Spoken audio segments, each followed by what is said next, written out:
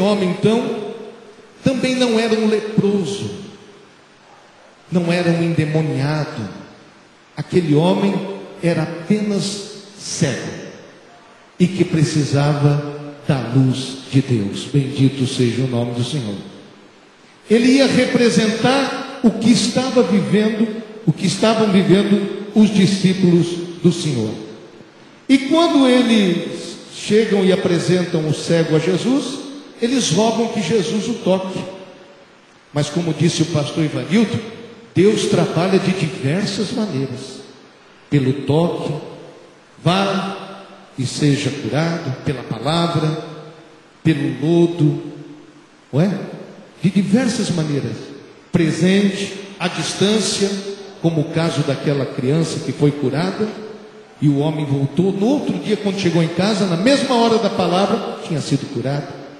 Então, são vários os métodos que o Senhor tem de curar, de fazer acontecer a sua obra. Bendito seja o nome do Senhor. Mas, nós encontramos aqui, que este homem, quando se aproxima de Jesus, o verso 23, ele tem o primeiro contato com Jesus. E o primeiro contato de Jesus é de uma gentileza extraordinária. O versículo diz: e tomando o cego pela mão, levou-o para fora da aldeia. Jesus, com tanta gentileza, afasta aquele homem do meio da multidão, se torna um guia para aquele cego e leva-o lá para fora da aldeia. Já foi mencionado aqui essa noite que Deus quer um encontro a sós conosco. Amém, irmãos? Nós cantamos hinos aqui, eu estava observando algumas das letras destes hinos, que se a gente for cantar sozinho, chama uma responsabilidade enorme para nós. A gente canta no meio da congregação, lê textos da Bíblia no meio da congregação, e parece que fica meio inconsciente de que aquilo diz respeito a mim, a você. Quantos estão entendendo isso, né, irmãos? Tem hora que, porque a gente está no meio de uma grande congregação, a gente nem percebe que aquilo está dizendo para mim, pessoalmente, para você. Então, é o que acontece com muita gente que diz: eu já nasci numa família cristã, eu nasci numa família tradicionalmente cristã. E aí a palavra cristã mistura tudo, não é, irmão? Não é só evangélico, é um pacote muito grande. Ah, o nosso Brasil é um país cristão. E aí pronto, nós não somos pagãos, somos um país cristão. Não, Deus não quer falar com o país, Deus quer falar com você. Bendito e glorificado seja o nome do Senhor. Inicialmente Deus quer falar com cada um de nós. Quando Jesus leva aquele cego para fora da aldeia, exatamente este é o propósito, porque o Senhor quer dar àquele homem uma experiência individual. Você precisa de uma experiência com esse Deus. Os seus pais são cristãos, seus familiares são cristãos. A pergunta é: e você? Como é que está a sua vida com o Senhor? Às vezes, irmã Márcia, as pessoas descansam na oração do círculo de oração, correm rapidamente ao telefone para dizer: irmã Márcia, acione o departamento de oração, porque se as irmãs não orarem por mim, eu estarei em grande dificuldade. É uma bênção o círculo de oração, mais de 70 anos no Brasil. Mas eu quero dizer para os irmãos que nós não podemos terceirizar o nosso contato com Deus. Você pode louvar o Senhor por isso? Irmão, você não pode fazer isso. Nós devemos, cada um de nós, ter a nossa vida pessoal com Deus, na oração, na palavra.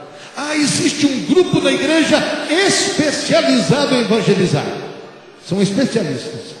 E nós ficamos de camarote assistindo. Só não pagamos ingresso e não tem uma arquibancada para assistir. Mas é como se fosse assim. Tem ali 4, 5, não é? Se esfolando em todas as atividades da igreja, e o restante criticando, aplaudindo, reclamando, não é? Mas fazendo o que é bom, não.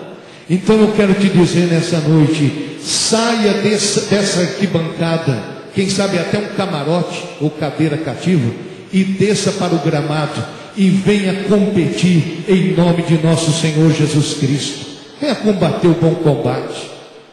Meus irmãos, Jesus retira aquele homem, e aí Jesus faz uma coisa inédita também, cuspindo-lhe nos olhos, possivelmente em suas mãos. Jesus coloca saliva e impõe as mãos, coloca esta saliva nos olhos do homem, e impõe as mãos sobre ele, e pergunta se ele está vendo alguma coisa. O pastor também referiu-se à saliva como uma coisa que é repugnante, e é verdade.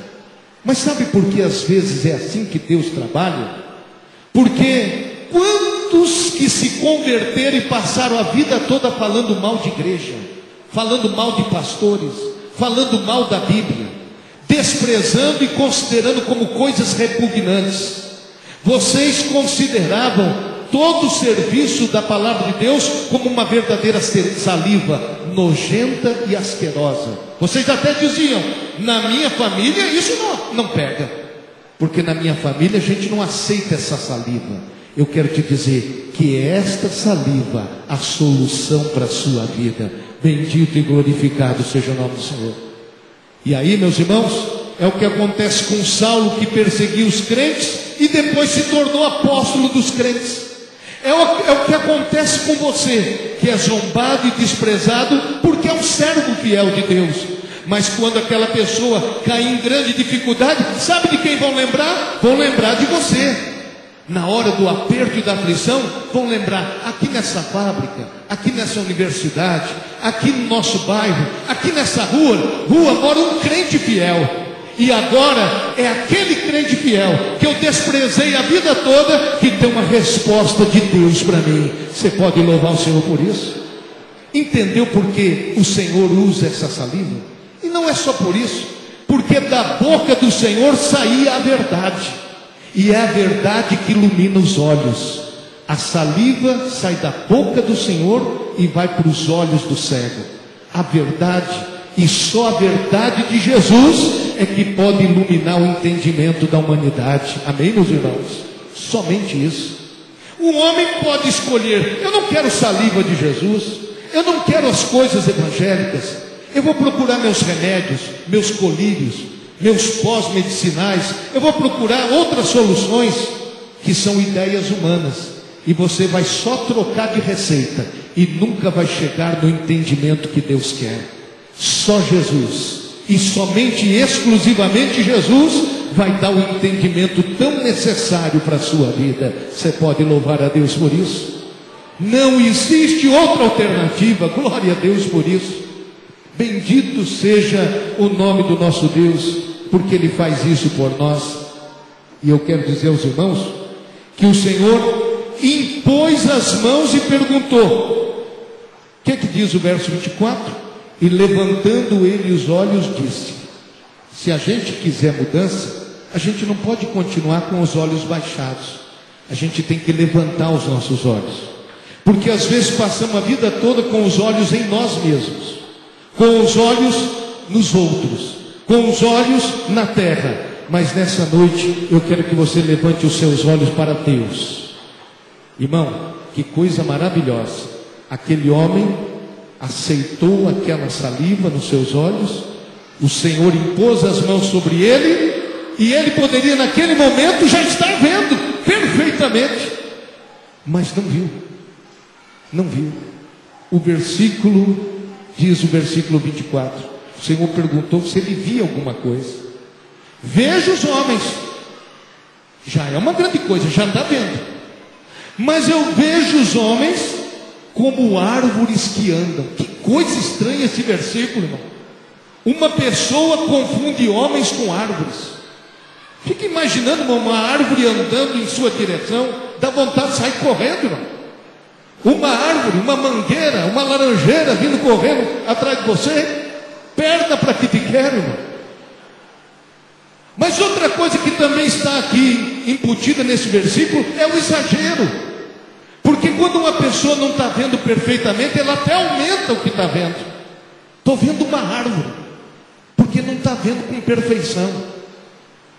Esse homem teria 3 alternativas. A primeira alternativa, ele poderia parar e dizer: eu estou vendo, glória a Deus, e sair fazendo festa na aldeia. Mas ele não fez isso. Bendito é o nome do Senhor. A segunda coisa que ele poderia fazer, o que é? Eu estou vendo, Senhor, mas olha, é do jeito que falaram para mim, eu sou um azarado mesmo.